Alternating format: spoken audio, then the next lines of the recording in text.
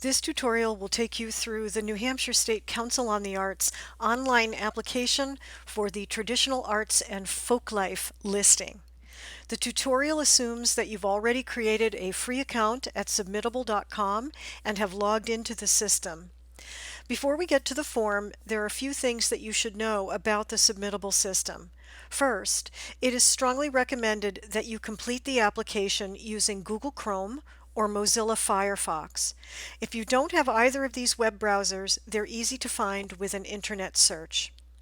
Second, the Submittable system is very stable and will autosave your application, but we recommend that you save your application manually every 15 minutes or so, just in case. There's a Save Draft button at the bottom of the application that you can scroll down to. Once you've saved your application, you can continue working on it or sign out. Your application will remain active for 21 days from your last login. And finally, saving your application isn't the same thing as submitting it. You'll need to click the Submit button at the end of the application for us to receive it. Because you will be attaching documents to the online application, it's always best to complete them and save them on your computer before you start the application. Makes things much easier. There are 7 parts to this online application, and I'll go through each one. Fields marked with asterisks are required, and the system won't let you submit your application if they aren't filled out. So the first part of the application, the first section, is your contact information. And we're asking for information, just what you would expect that we would ask in this section. The second section is about your art form or your area of specialty. And so you're going to choose whether you're a traditional artist or a community scholar or a folklorist, and then you will answer the question that goes along with whichever one you choose. Next, we come to narrative questions. And so this section 3 is for traditional artists. And so you're going to read the guidelines carefully, write your narrative answering all of the questions, and then you're going to upload it here. And so attaching documents to this system is just like attaching something to an email or uploading a photo to Facebook. It's very simple. You're going to click Choose Files. A window will open. You can navigate to the place on your computer where you've saved your files. You're going to click the file you want, click Open, and then it will attach. And I just want to say something about files. We prefer word processing files in particular in PDF format. And that's because they can't be inadvertently edited.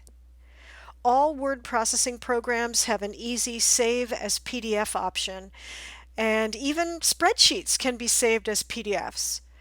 So please try to submit your word processing documents as PDFs.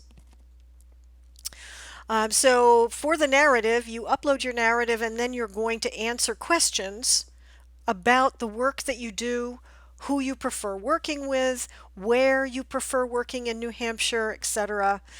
When you're able to give presentations, what time of year, those kinds of things. This next section, section 4, is for community scholars and folklorists, and it's basically the exact same thing you saw with traditional artists. You're going to choose your narrative, you're going to tell us your areas of interest, the type of work you're interested in, where you want to work, what time of year, and what your fees are. Section 5 is a section for work samples for traditional artists.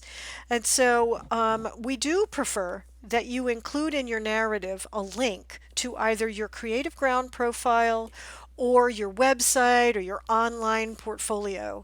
But if you are uploading files here, you can attach up to 10, and there are a lot of different formats that we will take, but we prefer that you zip them up into one zip file.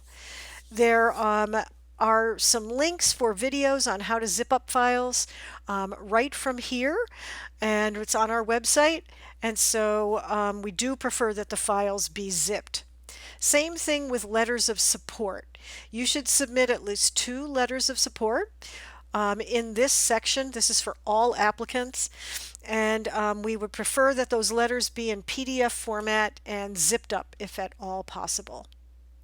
And finally, the last section is your certification. This is your online signature. You'll click agree, you'll type your name and the date that you're finishing with this. And if you happen to be under 18 and you're applying for this roster, your parent's name or parent or guardian name and the date should be included here. And then you're going to be ready to submit. You've completed all the fields, you've uploaded all the required documents, you will click the submit button. When you do that, your application will be submitted and you'll receive an email confirmation. You might even see something on the screen. If the system doesn't let you submit your application, it's most likely because you haven't filled out a required field or uploaded a required document. And so you'll have to scroll up to see what you missed. If for some reason you submit your application before you feel like you're really ready, reach out to the program coordinator. That person will be able to help you. So that's it. Please let us know if you have questions. We look forward to seeing your application. Thanks.